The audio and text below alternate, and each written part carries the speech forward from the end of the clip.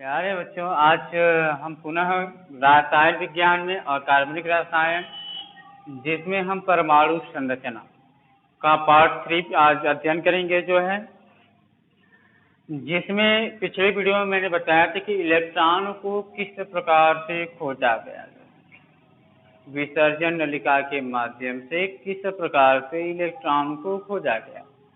आज हम बताएंगे इलेक्ट्रॉन के होने के प्रमाण, मतलब कि कैसे पता चलेगा कि इसमें इलेक्ट्रॉन होते हैं। ठीक है, इलेक्ट्रॉन होते हैं।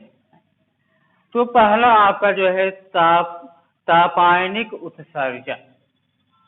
तापायनिक उत्सर्जन 1884 ईस्वी में 1884 ईस्वी में टॉमस अल्वा एडिसन, नाम सुने होंगे, जो बहुत से प्रयोग किए थे तो इन्होंने टॉमस अल्वा एडिसन ने 1884 ईस्वी में क्या किया कि धातु के तार या धातु के तंतु, ठीक है, तंतु मतलब समझ रहे होंगे, धातु के तार या धातु के तंतु को निर्वात की उपस्थिति में, किसकी उपस्थिति में निर्वात की उपस्थिति में जब इन्होंने गर्म किया तो देखें कि जो धातु का तंतु या धातु का जो तार था उससे इलेक्ट्रॉन उत्सर्जित होने लगे, अर्थात इलेक्ट्रॉन उत्सर्जित अर्थात इलेक्ट्रॉन बाहर निकलने लगे ठीक है। तो किसके कारण निकले गर्म करने के कारण निकले तो जब किसी धातु के तंतु या धातु के तार को गर्म करने पर इलेक्ट्रॉन उत्सर्जित होने की क्रिया को क्या कहते हैं? तापायनिक कहते हैं। क्या कहा जाता है? तापायनिक कहा जाता है। जैसे मान लीजिए कोई धातु का तार है, इसको गर्म किया गया, गर्म करने के बाद इलेक्ट्रॉन उत्सर्जित होने लगे, बाहर निकलने लगे, इलेक्ट्रॉन बाहर निकलने लगे तो इस घटना को ही क्या कहा जाता है? तापायनिक उत्सर्जन कहा जाता है। क्लियर हुआ? तापायनिक उत्सर्जन कहा जाता है। फिर प्रकाश वैद्युत प्रभाव क्या होता है इस पर दूसरा पॉइंट द्वारा स्पष्ट करते हैं कि इलेक्ट्रॉन कैसे रहा। तो पहले तो ये जाने की कि किसी भी पदार्थ या कोई भी पदार्थ हो उसमें इलेक्ट्रॉन के कण अवश्य उपस्थित होते हैं, अर्थात इलेक्ट्रॉन के कण उसमें पहले से उपस्थित होते हैं। लेकिन साधारणतः अगर प्रयोग करना होता है तो धातु के प्लेट को लेते हैं, जिससे यह स्पष्ट हो जाता है कि इलेक्ट्रॉन आपके होते हैं। तो प्रकाश वैद्युत प्रभाव 1887 ईस्वी में हर्ट्ज, ठीक है, 1887 ईस्वी में हर्ट्ज नामक एक वैज्ञानिक थे जो दो कुंडियों के बीच जब उन्होंने अपना प्रयोग किया, देखिए कि उससे चिंगारी के रूप में इलेक्ट्रॉन वो बाहर उत्सर्जित हो रहा था। लेकिन पुनः बाद में जे टॉमसन और पी लेनार्ड, जे टॉमसन और पी लेनार्ड, ये दोनों वैज्ञानिकों ने अपना प्रयोग किया और देखा कि जब किसी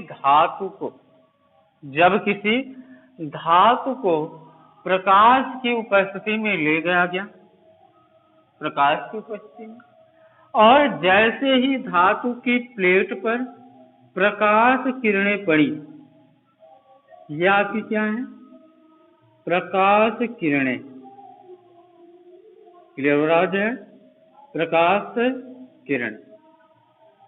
तो देखिए कि जब इससे ही धातु के प्लेट पर प्रकाश में ले गए तो धातु की प्लेट पर जैसे ही प्रकाश की किरणें पड़ी तो देखें कि पढ़ने के तुरंत कुछ समय अंतराल में इलेक्ट्रॉन इस धातु के प्लेट से क्या होने लगे उत्सर्जित होने लगेगा, अर्थात इलेक्ट्रॉन जो है इस प्लेट से बाहर निकलने लगेगा। इसी घटना को जो है अर्थात जब किसी धातु की प्लेट पर प्रकाश किरणें पड़ने के बाद इलेक्ट्रॉन उत्सर्जित हो, इलेक्ट्रॉन उत्सर्जित हो, तो इसी घटना को क्या कहा जाता है? प्रकाश वैद्युत प्रभाव कहा जाता है।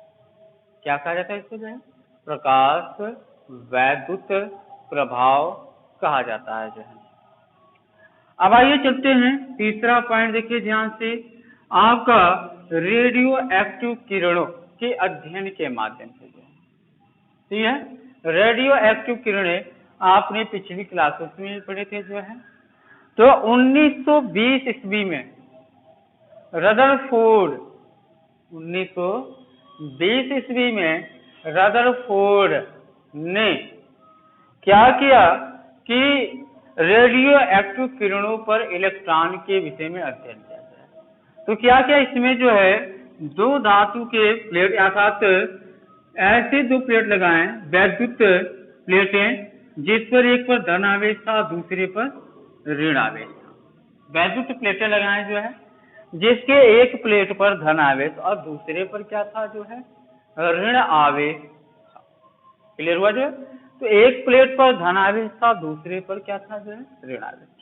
जब रेडियो एक्टिव मतलब कि कोई रेडियो एक्टिव पदार्थ है उसी से रेडियो एक्टिव किरणें निकलती हैं, जैसे यूरेनियम, यूरेनियम ले लिया गया जो है, थोरियम ले लीजिए जो है, रेडॉन ले लीजिए जो है, ये सभी जो है आपके रेडियो एक्टिव तत्व होते हैं। अब ये स्वतः क्या करते हैं? रेडियो एक्टिव किरणें जो होती हैं उत्पन्न करते हैं।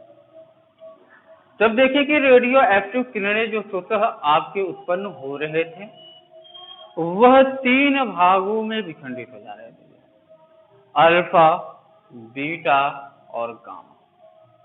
अल्फा किरणें, बीटा किरणें और गामा किरणें। क्लियर हुआ बच्चों जो? तो जो बीटा किरणें थी जो है, बीटा किरणें वह धन आवेशित प्लेट की तरफ जो है मुड़ जा रही थी जो है, अर्थात धन आवेशित प्लेट की तरफ झुक जा रही थी जो है, और जो अल्फा किरण थी वह ऋण आवेशित प्लेट की तरफ झुक जा रही थी, और जो गामा किरणें थी जो है वह बिना परिवर्तित हुए सीधे निकलती थी। इससे यह स्पष्ट हुआ कि बीटा जो किरण होती है वह ऋण आवेशित होती है, अल्फा किरण जो होती है वह धन आवेशित होती है, और गामा किरण जो होती है उस पर किसी प्रकार का कोई आवेश नहीं होता, अर्थात वो विद्युत उदासीन होती है। क्लियर हुआ जो है? वो क्या होती है? विद्युत उदासीन होती है। तो देखा गया कि बीटा जो था ऋण आवेशित था जो, अर्थात बीटा वह इलेक्ट्रॉन के कण ही थे जो है, बीटा क्या था जो है इलेक्ट्रॉन के कण, और जो अल्फा था जो है वो आपका प्रोटॉन था जो धनावेशित है। यहाँ पर मुझे इलेक्ट्रॉन की चर्चा करनी थी जो है, इसलिए बीटा को ध्यान में रखिए कि बीटा जो है इलेक्ट्रॉन के कण होते हैं जो ऋण आवेशित होता है।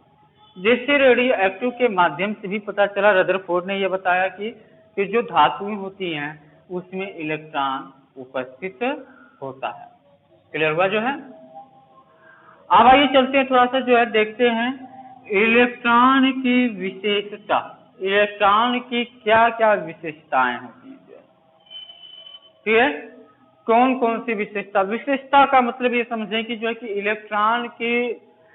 इलेक्ट्रॉन के क्या क्या जो है गुण होते हैं। वह धनावेशित होता है, ऋणावेशित होता है, तो उसका क्या द्रव्यमान होता है, उस पर आवेश कितना होता है, ठीक है, उसका वैद्युत क्षेत्र में प्रभाव क्या होता है, मतलब ये सब जो है उसकी विशेषता को प्रदर्शित करेगा। आइए चलते हैं, ये जो है जो इलेक्ट्रॉन होता है, इलेक्ट्रॉन सबसे हल्का मौलिक कण, मौलिक कण का मतलब आप समझ रहे हैं, मौलिक कण का मतलब ये होता है कि मूल कण, मूल में होता है, ठीक है, जैसे परमाणु